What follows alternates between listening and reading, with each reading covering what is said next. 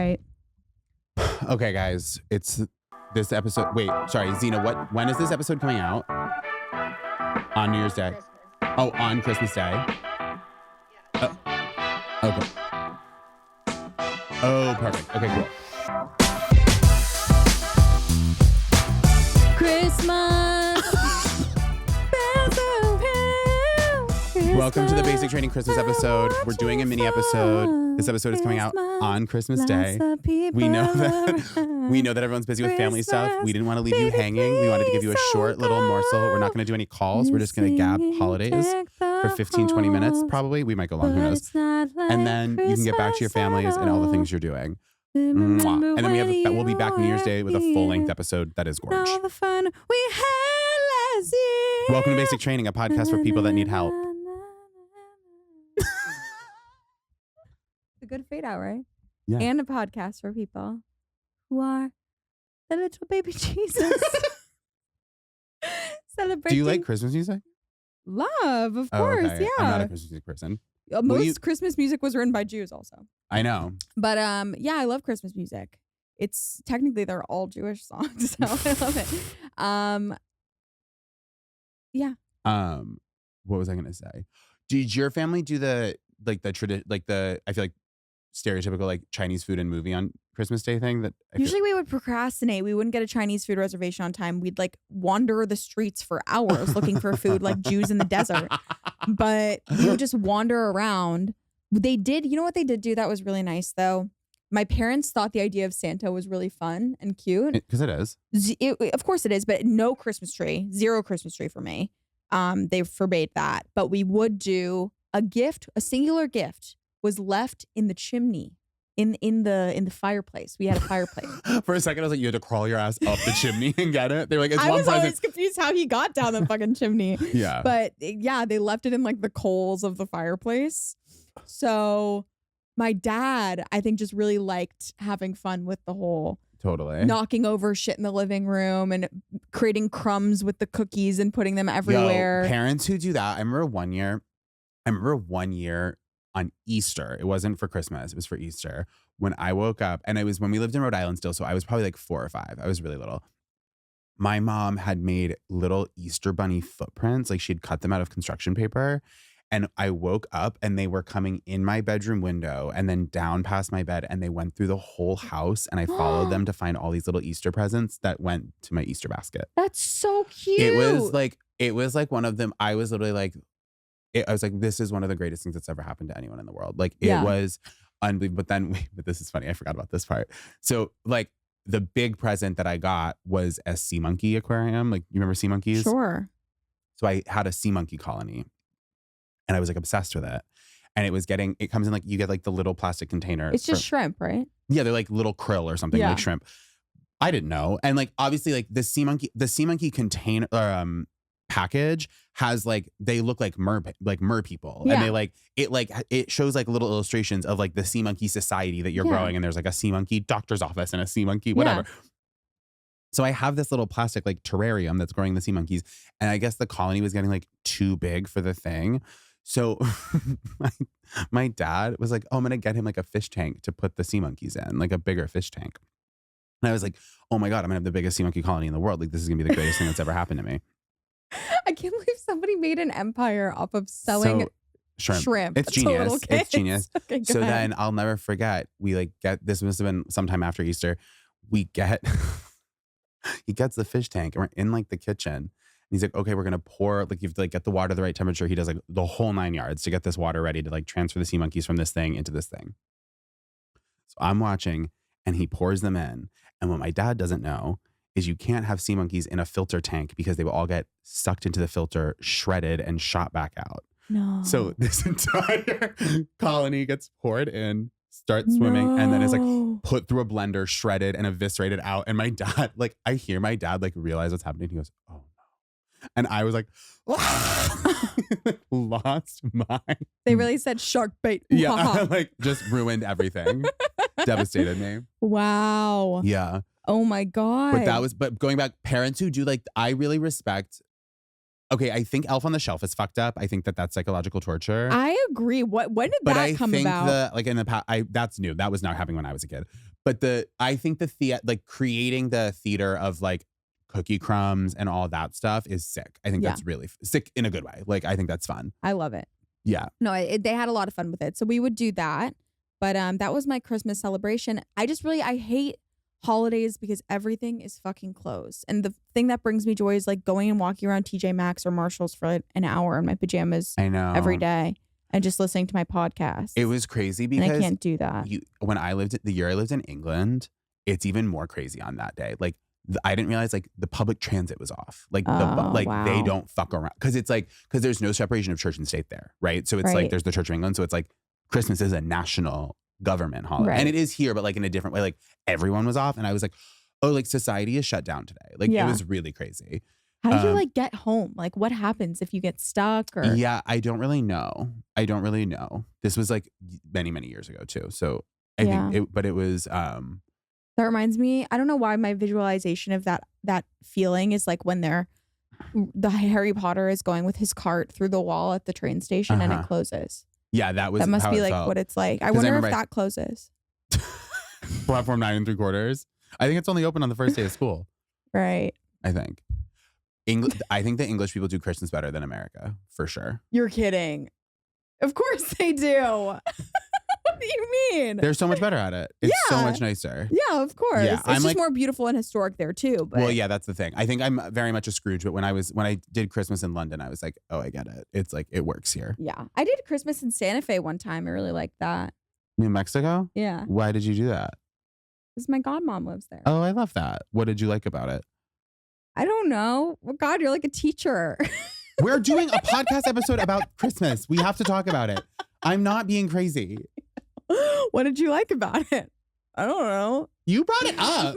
Oh my God. I remember they had this Frito pie thing. Have you ever had one of those? No, but I know what you're talking about. They take a bag of Fritos and they dump chili in it. Does your family have I liked that about Santa Fe. Does your family have any like family recipes? Like are you like a cooking family? No.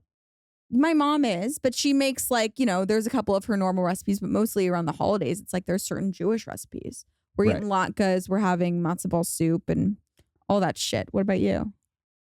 But we have like a few. I come from like a not cook. Well, so on my dad's side, it's a different thing. Like my Aunt Debbie cooks a psychotic amount of food for every holiday. It's absolutely insane. But on my mom's side, there are no cooks. It's really crazy. And now that I cook and like live with chefs and like have worked in restaurants for so long, like I went home like they're not like they buy like prepared foods and like cooking is like assembling like 3 different prepared foods. It's like when like people show you recipes on TikTok and it's mixing like 3 Trader Joe's products. You know what I mean? It's like very that. I like went home and like there was one night I went to Rhode Island for my grandfather's 85th birthday and I was like, I'm gonna cook you dinner.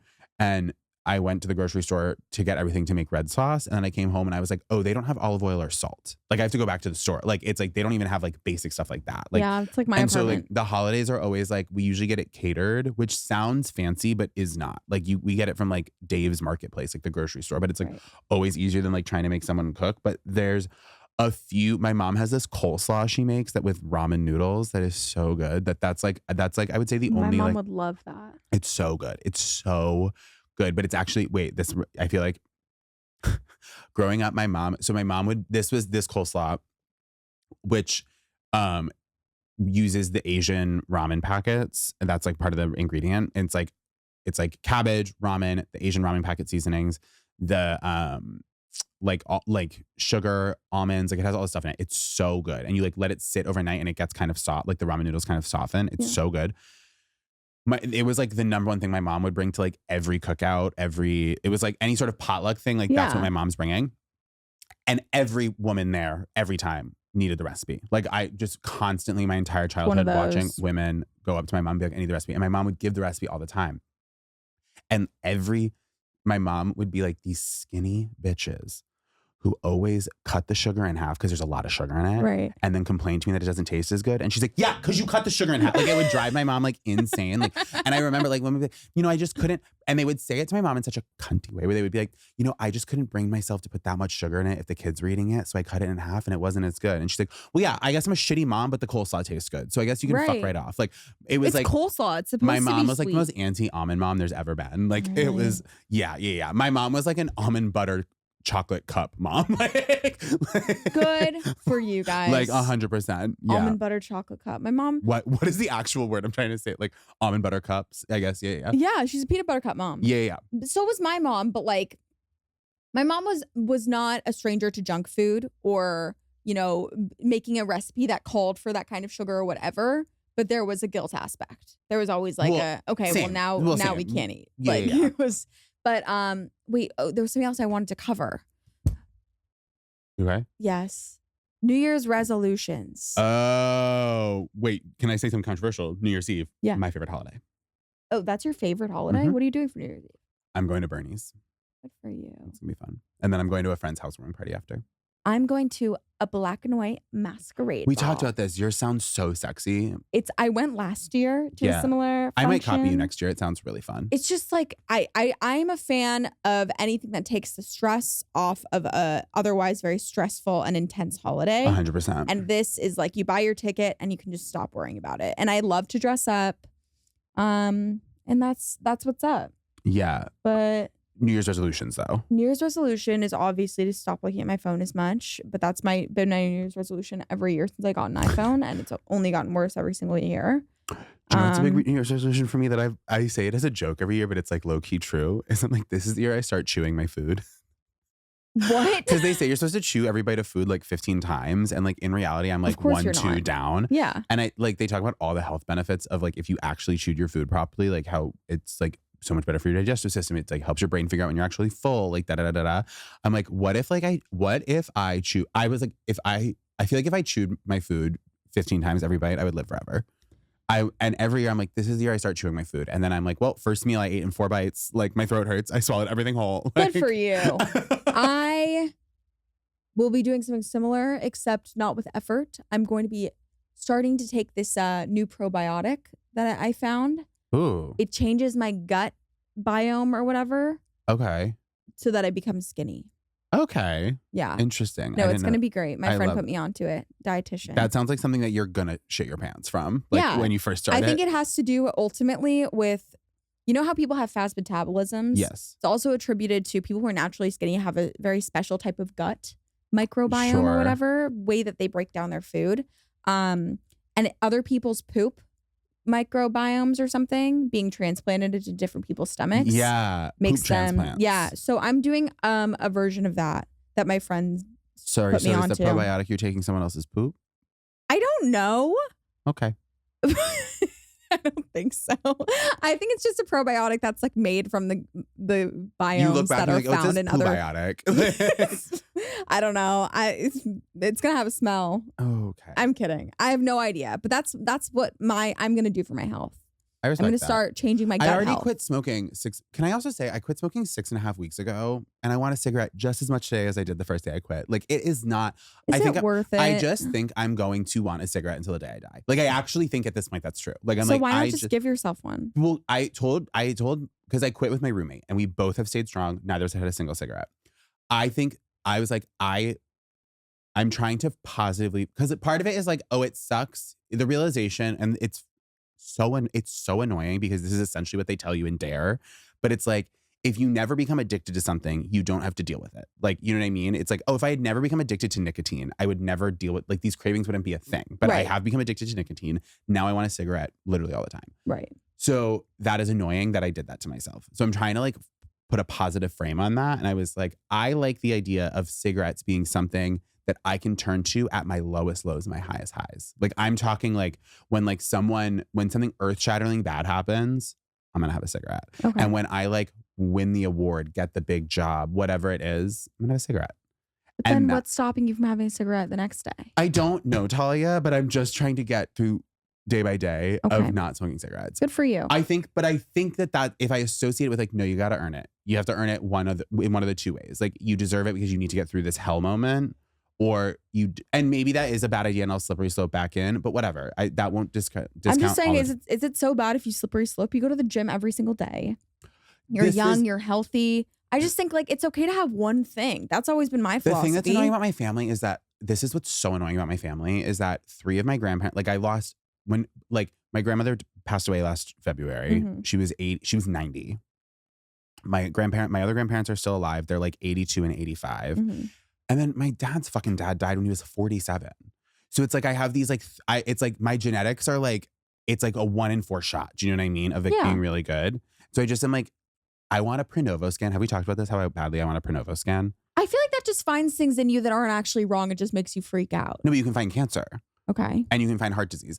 I want a Prenuvo scan. Like Prenuvo, like for the love of God, or like if anyone listening to this has $2,500, they just want to Venmo me. I swear to God, I will use it on a Prenuvo.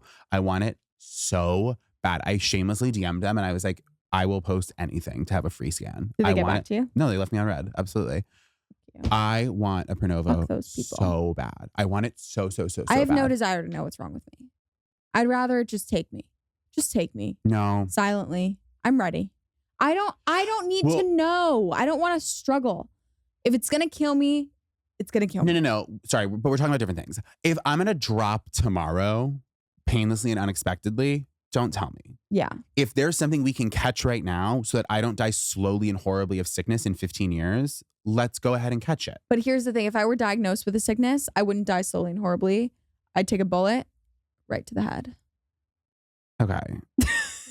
Well, that's still not ideal. That's just who I am. I would expect everyone I love to please fight to the death, tooth and nail, to stay alive. Do that chemo, do that radiation. I need you to do that. But me? No. I'm not doing that. Okay. I don't want to ever, like, if I cannot live my life the way I want to live my life, I don't want to live it. Interesting. And that's a terrible quality because I have no grit. But if they find like a stage 2, stage 1, it's like, okay, fine. If they get anywhere you can past beat stage 2. If they get anywhere past stage 2, I'm like, okay, so I'm going to travel and then I'll jump off some building. Jesus Christ. Okay. I just don't. This is the holiday episode. How did we get it? I'm not trying to be insensitive. I have had many people die slowly in front of me, having to watch loved ones die slowly. So that's my experience as a person who's gone through this. I just don't want to. Happy holidays. Merry Christmas. Fuck that Prenuvo shit. I'm just going to go. Okay, Tell me what I have. If you're listening to this go. and you don't get Talia, if you're listening to this and you have some extra cash, you want us to get us gifts, get me a Prenuvo scan and get Talia a handgun. And that'll be great for us. We'll be really happy with that for our Christmas presents. I don't have much grit, people. I just want to end it. Are you the all minute the going gets tough, I am no bite. You wouldn't describe yourself as resilient? I am resilient. I'm honestly, not to be this person, but I think I'm one of the most resilient people I know. But with a sickness that really does limit me, like I would be so miserable if I were in bed and couldn't like everything that I've endured in my life that has been bad, that I've been resilient through. I've had the option of being able to move my body and freedom of being able to go where I need to go and not feeling sick all the time and all these blessings of having my health. My health is one thing that I'm like, if they're going to take a little bit of it, even for 6 months, I have to sit in a bed. I'm not doing it. That's okay. See, I would do it if there was hope. If there was no hope, like if I was terminal, like that's a different conversation. But it depends how long I have to be hopeful. For 2 months, I'll be hopeful. 6 months is not that long. 8 weeks of chemo, I'll be very hopeful. But a year. Well, on that note, guys, it's time for you to go back to your families and enjoy the rest of the holidays. We'll be back with a full episode on January 1st.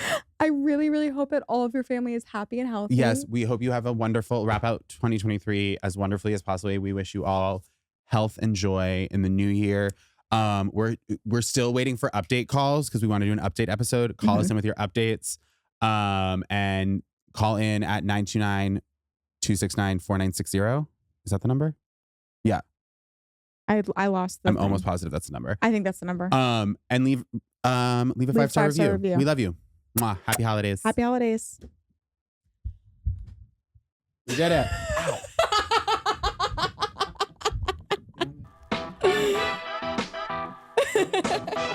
Good.